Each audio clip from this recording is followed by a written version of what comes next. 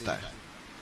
اے ایمان والو، انہیں اپنا دوست نہ بناؤ، اس لیے کہ یہودی اور عیسائی آپس میں ایک دوسرے کے دوست ہیں۔ اتنا بھی کافی تھا، لیکن اللہ تبارک و تعالی نے معیار ہی بدل دیا اور اتنا بڑا حکم ارشاد فرمایا۔ اس آیہ مقدسہ نے ہر چیز کو اپنے دامن میں سمیٹ کے رکھ دیا۔ یہودی اور عیسائی کو اپنا دوست نہ بناؤ، اس لیے کہ وہ آپس میں ایک دوسرے کے دوست ہیں۔ تو بات اتنی بھی کافی تھی، لیکن فرمایا اللہ تعالیٰ نے وَمَن يَتَوَلَّهُم مِّنكُمْ، جو تم میں سے انہیں اپنا دوست بنائے گا۔ تمہیں منع کر دیا ہے، ہم نے روک دیا ہے کہ دوست بنانا، اور اگر وَمَن يَتَوَلَّهُم مِّنكُمْ، جو تم میں سے، وَمَن يَتَوَلَّهُم مِّنكُمْ، جو بھی تم میں سے انہیں اپنا دوست بنائے گا فَإِنَّهُ مِنْهُمْ، تو وہ انہی میں سے ہے۔ تمہیں بتا دیا ہے کہ دوست یہودی اور عیسائی کو کبھی دوست بنانا، اور اگر بناؤ گے تو پھر تم، اور پھر جو قرآن مجید نے بات اس آیہ مقدسہ کو جو ختم فرمایا تو فرمایا ان اللہ لا یہدی القوم الظالمین، بے شک اللہ ظالموں کی قوم کو ہدایت نہیں دیتا۔ ظلم کرنے والوں کے نصیب میں ہدایت نہیں ہوتی،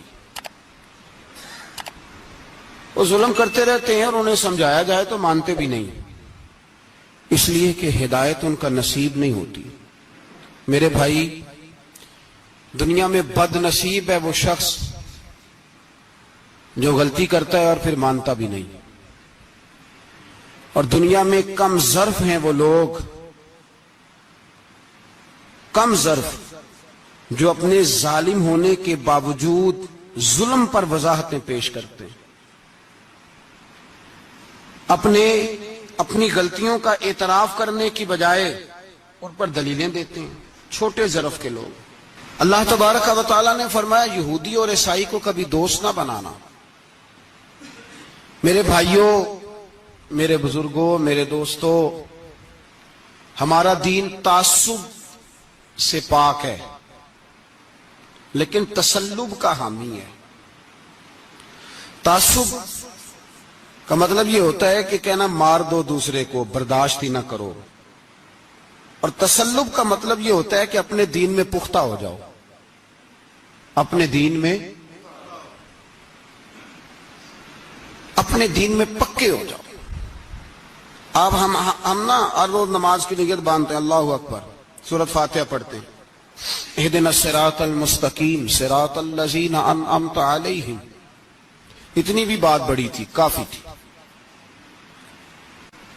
اے اللہ ہمیں صراط مستقیم پہ چلا اور ان لوگوں کے رستوں پہ چلانا جن پر تو نے انعام کیا، بڑی بات تھی، مثبت بات ہو گئی، منفی بات کی ضرورت نہ تھی۔ لیکن اللہ تبارک و تعالیٰ نے فرمایا کہ جہاں تم مجھ سے یہ دعا مانگو نا کہ صراط الذین انعمت علیہم، یا اللہ ان لوگوں کے رستوں پہ چلا جن پر تو نے انعام کیا، انبیاء، صلحاء، اتقیاء، صوفیاء، اولیاء، جہاں یہ دعا مانگنی ہے نا، ساتھ ایک اور بات بھی تم نے کرنی ہے، وہ کیا ہے؟ غیر المغضوب علیہم ولا الضالین، اے اللہ ان سے ہمیں بچا جن پر تیرا غضب ہوا، ان کے رستے پہ نہ چلانا جن پہ تیرا غضب ہوا اور جو گمراہ ہو گئے۔ اب دو باتیں سمجھ میں آئیں کہ مومن کو اپنے عقیدے سے پیار کرنا ہے اور کافر کے عقیدے سے اظہار بیزاری کرنا ہے، ان کے نظریے سے، ان کے عقیدے سے نفرت کرنی ہے۔ کافر کے عقیدے اور نظریے سے، اس کا کیا مطلب ہے؟ تسلب کا مطلب ہوتا ہے اپنے دین میں پکا ہونا۔ دو تین جملوں میں بات سمجھاتا ہوں، اگر آپ کی سمجھ میں آئی تو بڑا بہتر ہوگا۔ دو تین جملوں میں، تسلب پکا ہونا، اس کا کیا مطلب ہے؟ اس کا مطلب یہ ہے کہ اپنی آنکھوں پر جو تم نے اینک لگانی ہے وہ دین کی اینک لگانی ہے، جو چیز بھی دیکھنی ہے وہ دین کی آنکھ سے دیکھنی ہے، جو کچھ بھی تم نے چاہنا ہے، بڑی بات کر رہا ہوں اگر آپ سمجھے تو، جو بھی تم نے دیکھنا ہے دین کی اینک سے دیکھنا ہے، جو تم نے چاہنا ہے وہ دین کے دل کے ساتھ چاہنا ہے، اور جو تم نے سوچنا ہے وہ دین کے دماغ کے ساتھ سوچنا ہے. اس کا ترجمہ اقبال نے کیا, کہنے لگے قوم مذہب سے ہے, مذہب جو نہیں. قوم کس سے ہے؟ قوم مذہب سے ہے, مذہب جو نہیں. اور فاضل بریلوی کہتے ہیں دہن میں زبان تمہارے لیے اور بدن میں ہے جان تمہارے لیے. ہم آئے یہاں تمہارے لیے تو اٹھیں بھی وہاں تمہارے لیے. اپنی ہر چیز, ہر نقطہ نظر میں پہلے دین, اس کے بعد کوئی اور. کافر کے عقیدے سے ہمارے زمانے میں نا فلسفی, منطقی, ادیب, شاعر, ملنگ, تلنگ, یہ بڑی جماعتیں. کھچڑی ہے, کھچڑی. اب وہ کھچڑی ایک نیا درس دیتی ہے. وہ کھچڑی یہ کہتی ہے کہ یہ سارے اللہ کو پکارتے ہیں, سارے اسی کے نام ہیں. یہ سارے, ہمارے ایک سابق وزیر اعظم نے بھی کہا تھا, ایک نوجوان کی عادت دی ہے گھسی پٹی جماعت نے, وہ بھی یہی کہتے ہیں. ہولی پہ بھی چلے جاؤ, دیوالی پہ بھی چلے جاؤ, ہندوؤں کے مندر میں بھی چلے جاؤ. وہ کہتے ہیں سارے اسی کے نام ہے, جو بت کو پکار رہا ہے وہ بھی اسی کو ہی پکار رہا ہے معاذ اللہ. جو رام رام کہہ رہا ہے وہ بھی بات اصل وہی ہے. وہ بیوقوف ہو, اگر بت کو پکارنے والا بھی کسی نہ کسی رنگ میں اللہ کو ہی پکار رہا تھا معاذ اللہ, تو پھر نبی پاک صلی اللہ علیہ وسلم کو کیا ضرورت تھی بتوں کا مقابلہ کرنے کی؟ تم نے تو سارا دین ہی مشکوک کر دیا. ہر شے مشکوک ہو گئی. جو بتوں کو پکار رہا ہے وہ بھی اسی کو پکار رہا ہے, جو رام کہہ رہا ہے وہ بھی اسی کو کہہ رہا ہے, جو پتھر پوج رہا ہے وہ بھی. کیا تماشا لگایا ہوا ہے. اللہ تبارک و تعالیٰ تو اتنا غیور ہے, وہ کہتا ہے ان اللہ لا یغفر یشرک بہ ویغفر ما دون ذلک لمن یشاء. میں ہر چیز بخش دوں گا, میرے ساتھ کسی کو شریک نہ بنانا, میں اس کی معافی نہیں دوں گا. اللہ کے پیارے پیغمبر حضرت عزیر, جناب عیسیٰ علیہ السلام کو جب لوگوں نے معاذ اللہ خدا کا بیٹا کہا تو رب تبارک و تعالیٰ نے قرآن پاک کی آیتیں نازل فرمائی. اور میں یہ جھوٹ بولتے, یہ ظلم کرتے ہیں اپنی جانوں پر. او بھائی, یہ کھچڑی جو پکا رہے ہیں نا ملنگ لوگ, ادیب لوگ, سارے اسی کے نام ہیں. اس کا ایک ہی نام ہے, لا الہ الا اللہ, لا الہ الا اللہ, لا الہ الا اللہ. اس کے سوا کوئی بھی معبود ہو ہی نہیں سکتا, سوال ہی نہیں. او خدا کے بندے, یہ فلسفہ. اور پھر ہم سیانے بڑے, ہمارے دلوں میں رحمت بڑی ہے, نرمی بڑی ہے کافر کے حق میں, مشرک کے حق میں. سارے جی اسی کو پکارتے ہیں. تو زیادہ مہربانی کرنے والا ہے یا نبی پاک زیادہ رحمت للعالمین ہے؟ حضور نے تو فرمایا بت کے پجاری سے جہاد ہوگا تلوار کے ساتھ, پنڈت اور جوگی کاٹے جائیں گے تلوار کے ساتھ. جو اللہ تبارک و تعالیٰ کی توحید میں کسی کو شریک کرے گا, مسلمان اس کے خلاف اٹھیں گے. تو کہہ رہا سارے ہی ایک ہیں. تسلب نہیں, دین کی پختگی نہیں. ہمارے ہاں لوگ مسئلہ پوچھتے ہیں, پاکستان میں جو عیسائی رہتے ہیں نا وہ غریب ہیں, پاکستان میں جو عیسائی رہتے ہیں نا وہ, اور جو امریکہ میں رہتے ہیں. پاکستان کے اندر جو لوگ ہیں نا وہ مسئلہ پوچھتے ہیں, کہتے ہیں جی عیسائیوں کے ساتھ کھانا پینا جائز ہے. میں نے کہا امریکہ میں جب رہتے ہو تب کیوں نہیں پوچھتے؟ یہاں تم مسئلہ پوچھتے ہو, پوچھتے ہیں نا لوگ عیسائیوں کے ساتھ کھانا پینا جائز ہے کہ ناجائز, اور وہاں جب تمہیں ضرورت ہوتی ہے پاسپورٹ کی تو عیسائی بی بی سے نکاح کر لیتے ہو. اور پوچھو نا اپنے ملک کے سیاست دانوں سے, پوچھو ان سے کہ تمہارے بچے جو جا کے وہاں روٹیاں کھاتے ہیں تو کون سے ہوٹل ہیں جہاں بالکل جائز تمہارے لیے علیحدہ سے پکتا ہے؟ وہ جو تم نے وہاں رشتہ داریاں کی ہوئی ہیں, تمہارے بچے وہاں رہ رہے ہیں تو وہاں مسئلے نہیں یاد.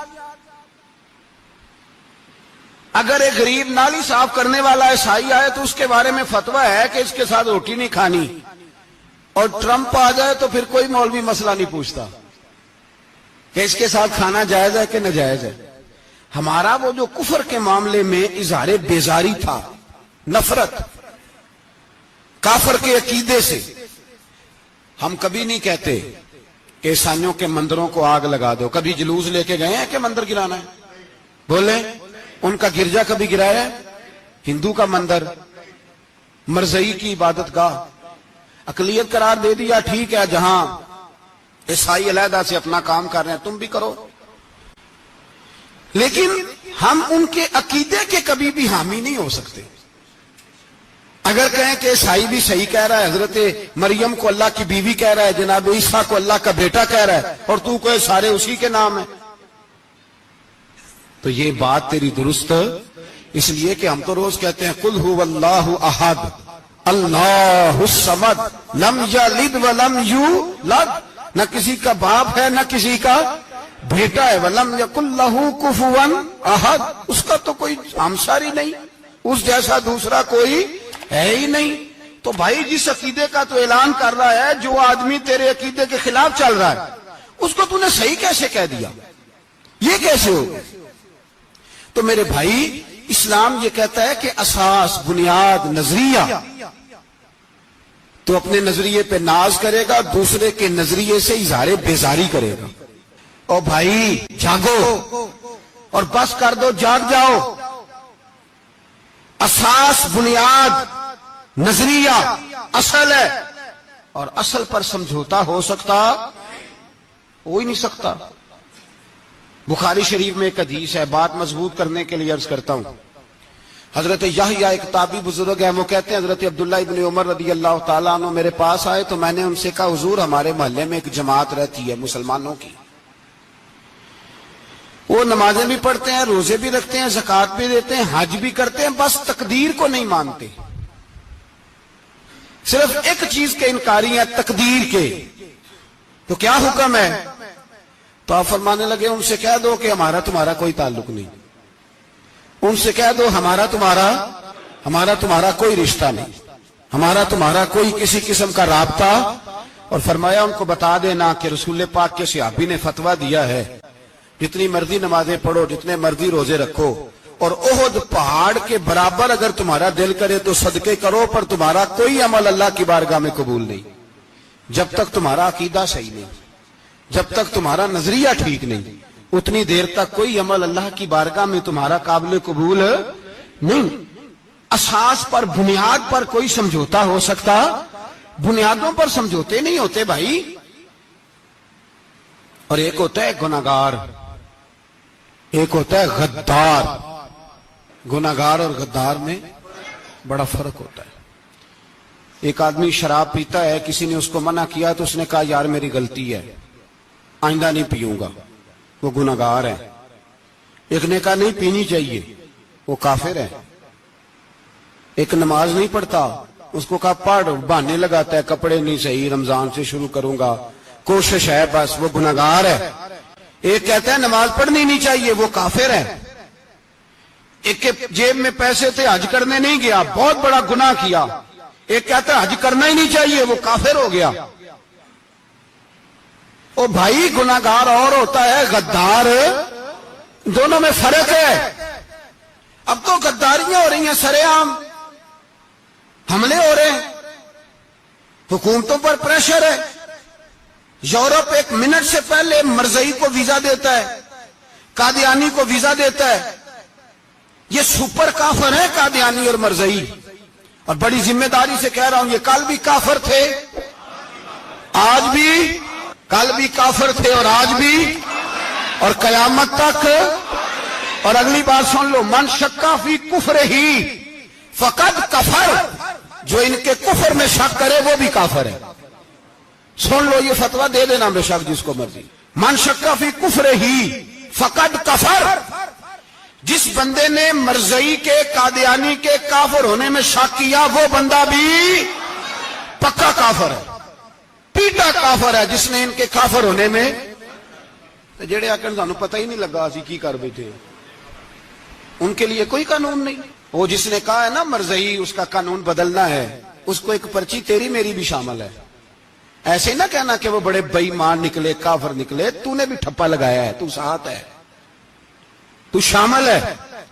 جب قومی اسمبلی میں یہ قرارداد پیش ہو رہی تھی تو ان کو ووٹ دینے والے ان کے گناہ میں شریک تھے، مجرم تھے، ساتھ شامل تھے، ان کو معافی نہیں ملے گی، ان کو لمبی توبہ کرنی پڑے گی اللہ کی بارگاہ میں، انہیں آنسو بہانے پڑیں گے ان کو ٹھپے لگانے کی وجہ سے۔ بچ نہ جایا کرو کہ حکمران برے ہیں تو ہم بڑے نیک پرہیزگار ہیں. چھپے لگانے والے ساتھ شریک ہے جرم. کہتے پتہ ہی نہیں چلا. کیسے پتہ نہیں چلا؟ کیسے پتہ نہیں چلا؟ یہ تو جو مدہوش ہوتے ہیں انہیں پتہ چل جاتا ہے یہ نبی پاک کی عزت کی بات ہو رہی ہے. بندہ مدہوش ہو نا، مدہوش بے ہوش ہو مسلمان، رسول اللہ کی بات ہو تو اس کی بھی آنکھیں کھل جایا کرتی ہے. اور تم جاگتے پڑھے لکھے اسمبلیوں میں بیٹھے مالدار، تم پتہ ہی نہیں چلا قانون بدل گیا، خبر ہی نہیں ہوئی. یہ دھوکہ کسی اور کو دینا. ہم تمہارے ان دھوکوں میں آنے والے کہ کسی اور کو سنانا کہانیاں. ہمیں نہیں سمجھ آتی تمہاری کہانیاں. کہتے غلطی ہو گئی، بھول گئے. اور وزیر اعلیٰ صاحب کہتے ہیں اس کو نکال دینا چاہیے. کس نے نکالنا ہے نا تماشا. کہتے ہیں اس کو نکال دینا چاہیے جس نے اس قانون میں. تو کس نے نکالنا ہے؟ حکومت تو آپ کی ہے، تو کون نکالے گا؟ شرم کرو، مر جاؤ ڈوب کے. یہ تمہارا طریقہ ہے؟ جرم کرتے اور جرم کر کے کہتے ہو نہیں نہیں نکال دینا. کون نکالے گا؟ نکالو پتہ چلے تمہارا. امیر ملت پیر جماعت علی شاہ صاحب محدث علی پوری رحمت اللہ علیہ پیر صاحب فرماتے ہیں جب پاکستان بن رہا تھا تو ہم نبی پاک صلی اللہ علیہ وسلم کی عظمتیں بیان کیا کرتے تھے. ہم کہتے تھے لوگوں پاکستان بنے گا تو اس میں نبی پاک کا نظام آئے گا، غریب امیر کا فرق مٹ جائے گا، اس میں کوئی برادری نہیں ہوگی، ایک برادری ہوگی جس کا نام مسلمان ہوگا. اس میں چھوٹا بڑا امیر غریب ایک ہی صف میں کھڑے ہو گئے، محمود و ایاز، نہ کوئی بندہ رہا نہ کوئی بندہ نواز. یہ پاکستان ہوگا. اور کہتے ہیں ہندو پنڈت تقریریں کرتے تھے او وہاں نبی پاک کا نظام نافذ ہوگا، معاذ اللہ ہاتھ کٹیں گے، گردنیں کٹیں گی. بڑا وہ معاذ اللہ مخالفت کرتے تھے. وہ کیا پتا تھا کہ بعد میں یہاں بھی سارے وہی تماشے ہوں گے جو وہ کہہ رہے ہیں. تو پیر صاحب کہتے ہیں کہ جگہ ہندوؤں کا جلسہ تھا، ہندوؤں کا پنڈت تقریر کر رہا تھا، وہاں سارے ہندو بیٹھے تھے. تو اس پنڈت نے نا تقریر کرتے کرتے نبی پاک کی شان میں کوئی بے ادبی کر دی معاذ اللہ. چونکہ سارے ہندو تھے، کوئی مسلمان نہیں تھا. ایک ملنگ بیٹھا تھا دور، اس نے دوری ڈنڈا پکڑا ہوا تھا اور کوئی اپنی موج کا کام کر رہا تھا. آپ کو پتا ہے ان کے پاس جو ڈنڈا ہوتا ہے بڑا رنگین ہوتا ہے، کوئی اسپیشل بنایا ہوتا انہوں نے. تو بیٹھا تھا ملنگ. میں نے کہا بے ہوش بھی ہو نا، جو بے ہوش ہو مسلمان، رسول اللہ کا نام آئے تو اس کی بھی آنکھیں کھول جایا کرتی ہے. تیری بند کی باندھی رہ گئی ہے، کیسے ہو گیا؟ ہاتھ میں ڈنڈا تھا اور وہ اپنے کام لگا ہوا تھا. جب اس کے کانوں میں سپیکر کی آواز آئی نا کہ نبی پاک کے بارے میں بات کی ہے تو ڈنڈا اٹھایا، پیچھے سے اسٹیج پہ چڑھ گیا. اور ہندوؤں نے سمجھا ملنگ آدمی ہے، اس نے کیا کرنا ہے. آیا پنڈت کے پاس اور وہ کہتا ہے میں نے 3 ڈنڈے اتنی زور سے مارے کہ چوتھے کی ضرورت ہی نہ پڑی. اتنی زور سے 3 ڈنڈے سر پہ مارے کہ چوتھے کی ضرورت ہے اس کی پھر آواز ہی نکلی. مر گیا وہ. مجھے پکڑا جیل میں پھینک دیا. امیر ملت پیر جماعت علی شاہ صاحب کہتے ہیں میں امرتسر کی جیل میں ملنے گیا اور میں نے اس کے سامنے کھڑے ہو کے کہا، میں نے کہا بے لیا، نہ تو نماز پڑھے، نہ تو روزہ رکھے، نہ تو مسجد آئے، نہ تو کوئی اور کام کرے، اور اتنا بڑا تو نے کام کیا، گستاخ مار دیا. تو پیر صاحب کہتے ہیں وہ ملنگ اپنے پیروں پہ اٹھ کے کھڑا ہو گیا اور اس کی آنکھوں میں آنسو تھے اور میری طرف دیکھ کے کہنے لگا پیر جی میں لمیاں گلاں تے نہیں آندیاں، میں انپڑھ چوکھا تے نے مینوں پتا گناہگار ہاں، بڑا گناہگار ہاں، بڑا گناہگار ہاں، بڑا گناہگار، بڑا گناہگار ہاں، پر قسم اللہ دی عزت دی میں گناہگار ہاں پر اپنے نبی دا غدار نہیں. گناہگار ہاں پر رسول اللہ دا غدار کوئی بات نہیں. اگر کوتاہیاں کرتا ہوں تو اب یہ تو نہیں نہ ہو سکتا کہ اونچی اور سچی سرکار کی کو میرے سامنے بے ادبی کر کے چلا جائے. یہ تینوں پتہ ہی نہیں لگا، تو کہتا خبر ہی نہیں ہوئی، کب ہو گیا پتہ ہی نہیں تھا. وضاحتیں دیتا پھرتا ہے. اور کچھ مولوی ملا جو دھبا ہے دین کے نام پہ وہ وضاحتیں دیتے پھرتے ہیں، کہتے ہیں مناظرے کر لو، شرم کرو. دین کے نام پر ووٹ مانگ کے اسمبلیوں میں جاتے ہو اور وہاں جا کے ان بے ایمانوں کی گودوں میں بیٹھ جاتے ہو، تمہیں حیا نہیں آتی. اور نبی پاک کی بات آئے تو پھر بھی تمہاری غیرت جوش نہیں مارتی، پھر بھی دلیلیں دیتے پھرتے ہو. میرے رسول پاک علیہ الصلوۃ والسلام کے غلاموں یاد رکھو، دین میں تسلط پیدا کرو، مضبوطی. کل لوگ مسئلے پوچھا کرتے تھے کہ صحابی کا اہل بیت کا بے ادب ہے تو اس کے جنازے پہ جائیں کہ نہ جائیں. اب نہیں لوگ پوچھتے، اب ہمارے دلوں میں فتوے زیادہ آ گئے ہیں، مرضی کرتے پھرتے ہیں. ہمارا بچہ کسی بد مذہب کی مسجد میں جاتا ہے ہم کہتے ہیں نہیں نہیں ویسے ہی جاتا ہے. تجھ سے پوچھا جائے گا، اس دن پتا چلے گا، جس دن تم مرے گا تو تیرے لیے دعا بھی نہیں کرے گا، تیری قبر پہ بھی نہیں جائے گا، تجھے پتا چلے گا اس دن کہ ویسے ہی جاتا ہے کہ ایسے جاتا ہے. کوئی پابندی نہیں، کوئی تسلط بھی نہیں، عقیدے میں ایمان میں کوئی پختگی نہیں، ہمیں خیال ہی نہیں کہ کدھر جا رہی ہیں اولادیں، سوچتے ہی نہیں ہم. خیال ہونا چاہیے، سمجھ ہونی چاہیے. میرے رسول پاک علیہ الصلوۃ والسلام کے صحابہ میں تسلط تھا، تسلط. سگی اماں بھی اگر بے ایمان ہوتی تھی تو صحابہ قریب نہیں آنے دیتے تھے. حضرت اسماء بنت ابی بکر صدیق ان کی ماں مشرکہ تھی. جناب صدیق اکبر کی ایک زوجہ حضرت ابو بکر نے طلاق دے دی. کچھ عرصے کے بعد وہ اپنی بیٹی کو ملنے آئی، ماں بیٹی سے ملنے آئی تو حضرت اسماء بنت ابو بکر کو پیغام بھیجا، کہا بیٹے میں تجھے ملنا چاہتی ہوں. تو کہا اماں ذرا ٹھہر جا، پہلے میں اپنے نبی سے پوچھ لوں. پہلے اپنے ماں بعد میں ہے، نبی پہلے ہے. پہلے حضرت اسماء حضور کی بارگاہ میں گئی، یا رسول اللہ میری اماں ملنا چاہتی ہے، اور مشرکہ ہے، حکم کیا ہے؟ فرمایا تو ماں کی حیثیت سے مل سکتی ہے. انہوں نے تو سگے ماں باپ سے ناطے توڑ لیے، سگے رشتہ داروں سے، اور تو ان سے دوستیاں ختم نہیں کر سکتا، تیرا تعلق بھی نہیں. نہیں، سارے اسی کو پکارتے ہیں، سارے ایک ہی ہیں. یہ تماشے کسی اور کو دکھانا، یہاں رسول اللہ کے غلام بستے ہیں. ہمارا عقیدہ بڑا پختہ ہے، بڑا پختہ، بڑے پختہ نظریات کے لوگ اللہ نے اس دھرتی کو عطا فرمائے. اس زمین نے بڑے کامل مومن پیدا کیے.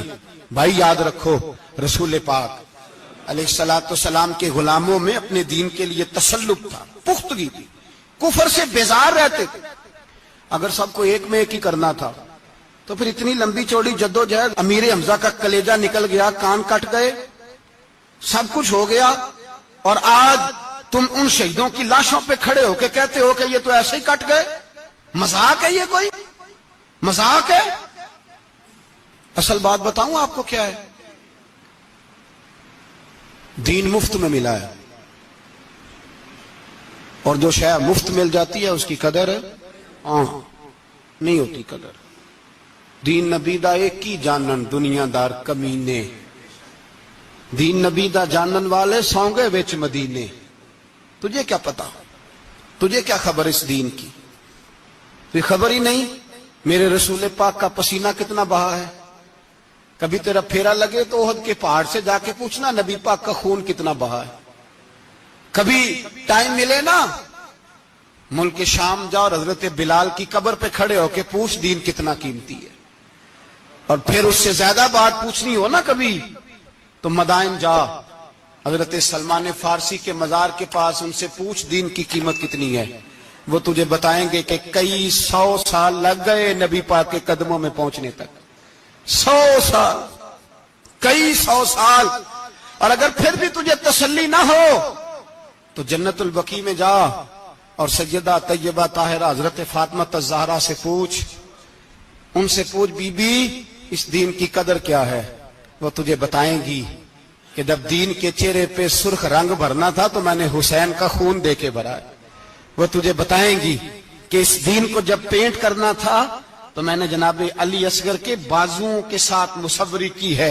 اس کو آسان سمجھ رکھا ہے لوگوں نے، آسان سمجھ رکھا ہے. کہا تم کٹ گئے. اور آج اٹھنے والا صوفی اور درویش کہتا ہے سارے ایک ہی ہیں، سارے اسی کو مانتے ہیں. جس سیاستدان کا دل کرتا ہے وہ جا کے مندروں میں پوجا کر آتا ہے، جس کا دل کرتا ہے وہ جا کے ہندوؤں کی ہولی اور دیوالی میں شریک ہو جاتا ہے. سب ایک ہی ہیں. اگر ایک ہی تھے تو حسین کا علی اصغر کیوں شہید ہوا؟ اگر سب ایک ہی تھے تو جناب علی اکبر کیوں شہید ہوئے؟ سارے ایک ہی تھے تو پھر ٹھیک ہے، مست رہنا چاہیے تھا. یہ مذاق ہے اتنی قربانیاں؟ شرم ہی نہیں آتی بات کرتے ہوئے؟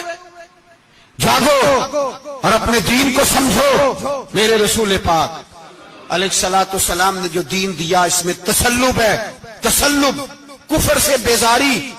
کتنی بیزاری؟ حضرت ام حبیبہ رضی اللہ تعالیٰ عنہ ام المومنین ہے، یہ ہماری اماں ہیں. ماؤں کے نام تو بچوں کو آنے چاہیے نا. یہ مومنوں کی ماں ہیں، ابو سفیان کی بیٹی ہیں. حضرت ابو سفیان رضی اللہ تعالیٰ عنہ کی بیٹی نبی پاک کی زوجہ ہیں. جناب امیر معاویہ رضی اللہ تعالیٰ عنہ کی سگی بہن حضور کی زوجہ تھی. بہت بڑے امیر باپ کی بیٹی تھی. مدینے جب آئیں تو نبی پاک کے گھر میں غربت دیکھی. آزمائش دیکھی، کئی کئی دنوں کے فقر اختیاری کے جلوے دیکھے۔ ابو سفیان ایک مذاکرات کے سلسلے میں مدینے آئے اور کہتے ہیں میں نے سوچا سیدھا اپنی بیٹی کے گھر جاتا ہوں، تو کہتے ہیں میں حضرت ام حبیبہ کے صحن میں داخل ہوا تو چارپائی پہ بستر بچھا ہوا تھا، اور ام حبیبہ ایک سائیڈ پہ بیٹھ کر تو سوئی دھاگے کے ساتھ کوئی کام کر رہی تھی۔ ابو سفیان کہتے ہیں میری بیٹی کی نظر پڑی تو حبیبہ جلدی سے اٹھی، اٹھ کے بستر جو چارپائی پہ بچھا ہوا تھا وہ بستر اٹھایا، لپیٹا، اندر لے گئی۔ بعد میں باہر آئی تو میں نے بیٹی کے سر پہ ہاتھ رکھا، میں نے کہا بیٹی میں سمجھ گیا ہوں، بستر پہ میری نظر پڑی ہے، لگتا ہے کئی سال پرانا ہے، پیوند بھی لگے ہوئے ہیں، تو اس لیے اندر رکھا ہی ہے کہ پرانے بستر پہ باپ کو بٹھاؤں گی، اس لیے رکھا ہی ہے۔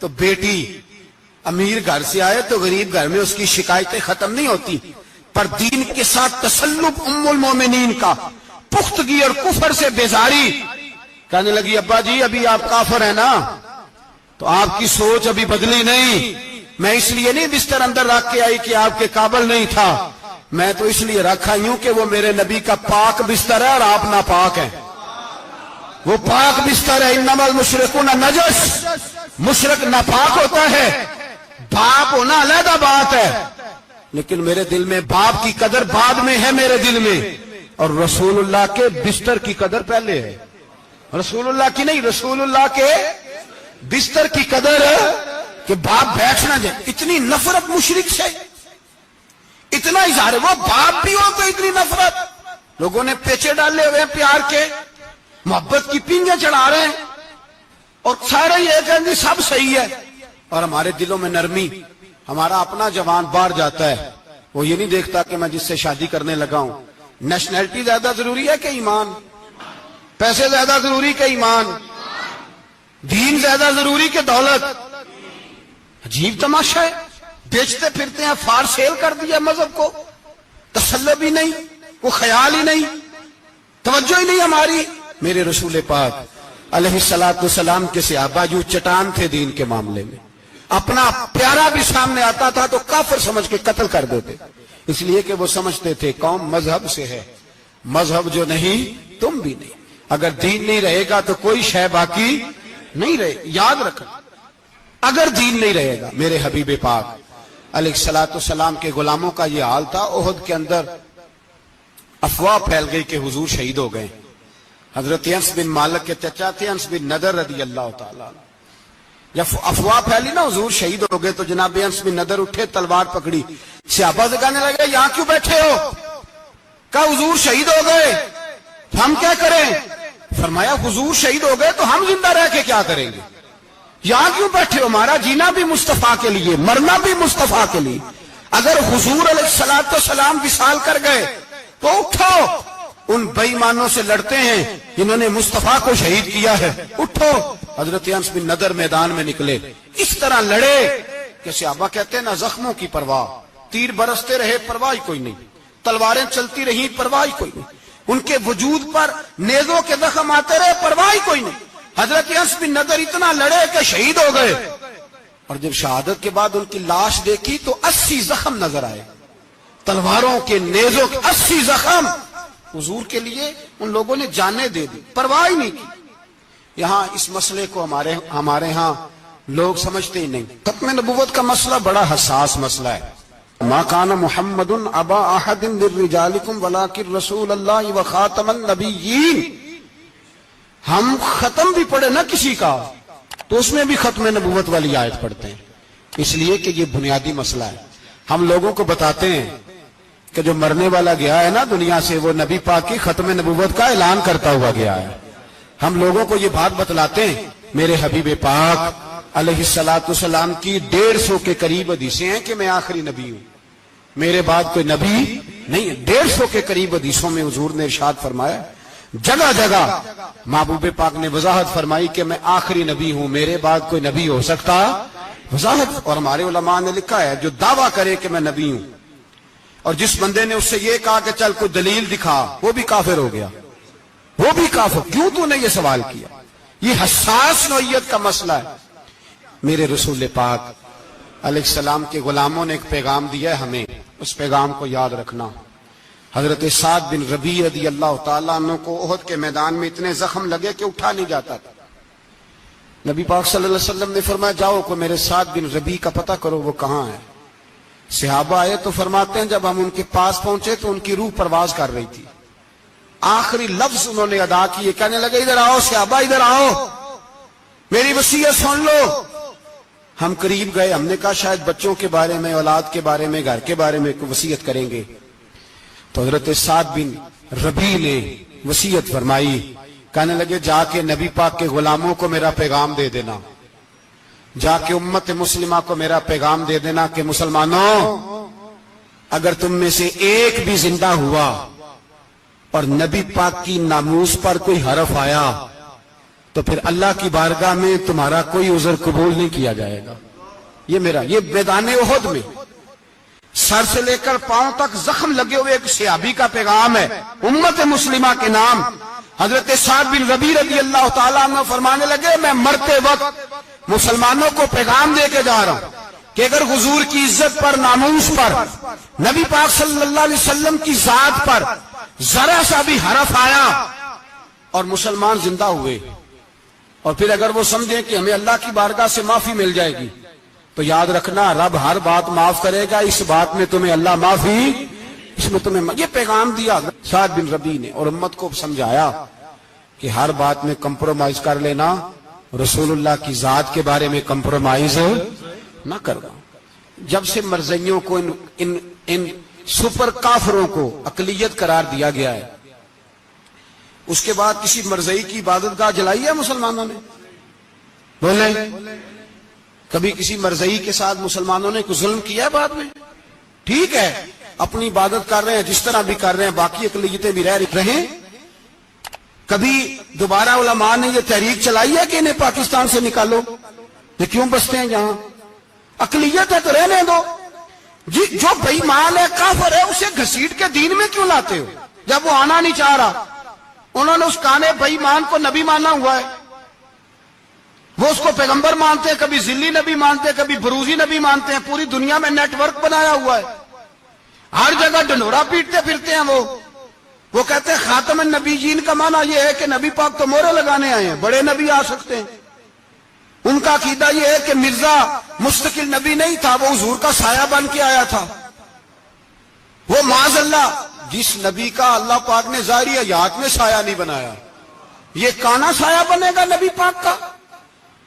اس بے ایمان کو وہ اپنا پیشوا مانتے ہیں۔ چلو چھوڑو، جو کافر کو اپنا پیشوا مانے وہ بندہ صحیح ہوتا ہے؟ چلو نبی نہ بھی مانے، پیشوا مانے، وہ صحیح ہوتا ہے؟ اتنے پکے بے ایمانوں اور کافروں کو تم لوگوں نے گنجائش دینے کے لیے صرف مغربی یہ جو بنانا چاہتے ہیں نا، یہ اپنے اوپر سے لیبل اتارنا چاہتے ہیں کہ نہیں جی نہیں ہم تو سب کو لے کے، وہ تو کئی دفعہ کہہ چکے ہیں جی سارے اسی کو پکارتے ہیں۔ نہ، سارے اسی کو نہیں پکارتے، اس کو اگر صحیح پکارتے ہیں تو مسلمان پکارتے ہیں، باقی اس کو صحیح پکارتے ہیں کہ جھوٹ بولتے ہیں، ملاوٹ کرتے ہیں، شرک کرتے ہیں، کفر کرتے ہیں، اور اللہ کی بارگاہ میں کفر و شرک کی کوئی معافی۔ یہ دنیا کو بتانا چاہتے ہیں نہیں جی نہیں ہم بڑے نرم ہیں، ہم بڑے ایسے ہیں، ہم کوئی نرم نہیں، کوئی نرم نہیں، ہم نرم ہیں رحماء بینہم۔ لیکن اگر عقیدوں کو چھیڑو گے، رسول اللہ کی عزت اور ناموس اور ختم نبوت کو چھیڑو گے تو اقبال کہتے ہیں ہم بڑے نرم ہیں، اتنے نرم ہیں جیسے ریشم ہوتا ہے، ہو ہلکا ہے یاراں تو بریشم کی طرح نرم، اور رزم حق و باطل ہو تو فولاد ہے مومن۔ پھر ہم نرم نہیں، پھر ہمارے اندر بڑی سختی ہے، بڑی سختی۔ حضرت ابوبکر صدیق سب سے زیادہ نرم تھے، پر ختم نبوت کا معاملہ آیا تو سب سے زیادہ سخت حضرت ابوبکر صدیق ثابت ہوئے، سب سے زیادہ۔ ہم بڑے سخت ہیں، بڑے سخت۔ چیک نہ کیا کرو مسلمانوں کے ایمان کو، ٹٹولا نہ کرو۔ میری آپ سے بھی اپیل ہے کہ ایسے ہی کو بندہ اگر آپ کے گھر آ جائے نا اور آ کے کہے میں فلاں صاحب ہوں، تو روب میں نہ آیا کرو، اس سے پہلے پوچھا کرو یوں تو سید بھی ہو، مرزا بھی ہو، افغان بھی ہو، تم سبھی کچھ ہو، بتاؤ کہ مسلمان بھی ہو۔ بس کر دیں، اب بس کر دیں، ان لوگوں کے ہاتھ مضبوط کر دیں جو ہاتھ بڑھاتے ہیں تو نبی پاک کی ختم نبوت پہ ہی ڈال لیتے ہیں، ان کے ہاتھ مضبوط کرنے بند کرو، بند کرو ان ظالموں کے ہاتھ مضبوط کرنے۔ حضور آخری نبی ہیں، بولیے نبی پاک سارے بولیے حضور. حضور کے بعد جو کسی اور کو نبی مانے وہ کل بھی کافر تھا، آج بھی قیامت تک وہ. جو اس کے کفر میں شک کرے وہ بھی، جو مرزائی قادیانی کے کفر میں شک کرے وہ بھی کافر ہے. مر جائے تو مسلمانوں کے اس قبرستان میں اس کا دفن ہونا جائز ہے، مسلمان کا اس کے لیے تعزیت کرنا جائز ہے، مسلمان کا اس کے دل اس کے حق میں نرمی پیدا کرنا جائز ہے. نہیں، مسلمان کا اس شخص کے بارے میں کسی قسم کی گنجائش دینا جائز ہے. کل بھی کافر تھے، آج بھی کافر ہیں، قیامت تک کافر رہیں گے. مسلمان وہ رہے گا جو کہے گا کہ نبی کی ہر شان کو ہم مانتے ہیں، حضور خاتم النبیین ہے، زبان سے اقرار کرتے ہیں اور دل سے اس پر ایمان لاتے ہیں، وہ بندہ مسلمان رہے گا. ہم حکومتوں کو سمجھاتے ہیں اپنی قبریں خراب نہ کرو، اپنی آخرت تباہ نہ کرو، نہ بس تھوڑا سا وقت ہے، تمہارے باپ دادا مر گئے، ان کا نام بھی کوئی نہیں لیتا، تم بھی دنیا سے جاؤ گے. خدا را ہم تمہیں سمجھاتے ہیں، ہم درد مندانہ اپیل کرتے ہیں، اپنی آخرت بچاؤ. یہ اسمبلیاں چند روزہ، یہ حکومتیں چند روزہ. ادھر جا کے دیکھ لو شدرے میں وقت کا بادشاہ لیتا ہے لیکن کوئی نہیں جاتا. بادشاہ تھا، اٹھتا تھا تو دنیا اٹھتی تھی، بیٹھتا تھا تو دنیا بیٹھ جاتی تھی.